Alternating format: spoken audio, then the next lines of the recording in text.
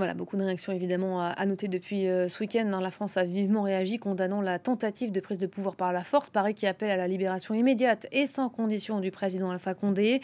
Condamnation également de Washington qui indique que ces derniers actes pourraient limiter, je cite, la capacité des États-Unis et des autres partenaires internationaux à soutenir le pays. On revient donc sur cette journée qui s'annonce et ces derniers rebondissements. On vous le disait en début de journal, le porte-parole de l'armée a annoncé la réouverture des frontières et de l'espace aérien en Guinée. Julien Sauvaget, bonjour. Commentons Bonjour. peut-être cette toute dernière annonce. C'est le signe de quoi, selon vous? Alors, d'une réussite déjà, en fait, tout simplement de ce coup. Ça montre que les putschistes se sentent suffisamment bien ancrés, bien positionnés pour se permettre cette réouverture. Ils n'ont pas peur d'une intervention d'un pays extérieur ou même d'intervention au sein du pays de la part de forces qui seraient restées loyalistes, qui seraient restées fidèles à Alpha Condé. Et ça correspond d'ailleurs un petit peu aux échos que moi j'ai depuis ce matin sur la situation à Conakry, où on a une population qui est méfiante, qui est dans la crainte, mais où petit à petit les choses déjà reviennent presque à la normale. On a déjà de nouveau des gens qui se rendent à leur travail, les boutiques qui ouvrent petit à petit. Alors parfois en n'ouvrant qu'un seul rideau, toujours cette méfiance, cette attente de savoir ce qui va se passer exactement. Mais clairement, un de mes contacts me disait d'ailleurs que les gendarmes, les policiers, étaient en poste sur les carrefours pour faire les circulations.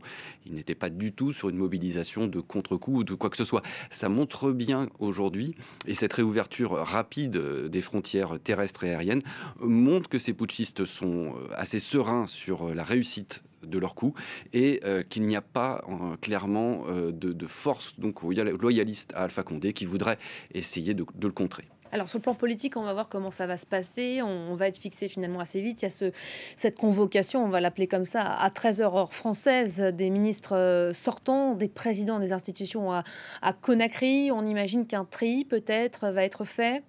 Ah oui, certainement, il va y avoir certainement un tri et d'autres forces se mettent déjà en position, je pense principalement au Front national de défense de la Constitution, qui regroupait une sorte de parti politique, mais très large, qui regroupait plusieurs partis d'opposition et qui regroupait aussi des membres de la société civile. Et eux appellent ce matin les Guinéens, les habitants de Conakry, à sortir dans la rue pour soutenir ce coup d'État, pour demander aussi, surtout, la libération de tous les prisonniers politiques. On savait que c'était une question qui était très tendue en Guinée depuis 1, 2 ans, depuis le projet de réforme de la Constitution de la part d'Alpha Condé, et puis le fait qu'Alpha Condé ait donc pris ce troisième mandat pour lequel il a dû changer la Constitution.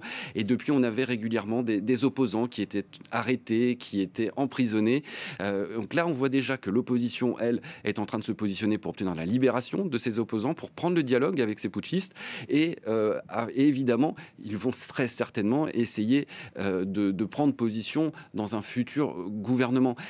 Il est à noter une déclaration intéressante de la part des putschistes qui ont déclaré qu'ils voulaient, et c'est au niveau de la sémantique que c'est intéressant, qu'ils voulaient rapidement un retour à une politique normale, entre guillemets, et notamment inclusive. Et ce terme d'inclusif était un terme qui revenait énormément pendant l'élection présidentielle d'il y a un an, où l'opposition demandait que ces élections soient inclusive. On voit que les messages en fait portés par l'opposition ont touché ces forces spéciales qui ont pris le pouvoir et qu'elles ont été entendues par ces forces spéciales. On peut donc s'attendre à avoir évidemment du tri dans les soutiens d'Alpha Condé, dans un changement, un remaniement évidemment massif de la part des cadres dirigeants et des ministères, bien évidemment en Guinée.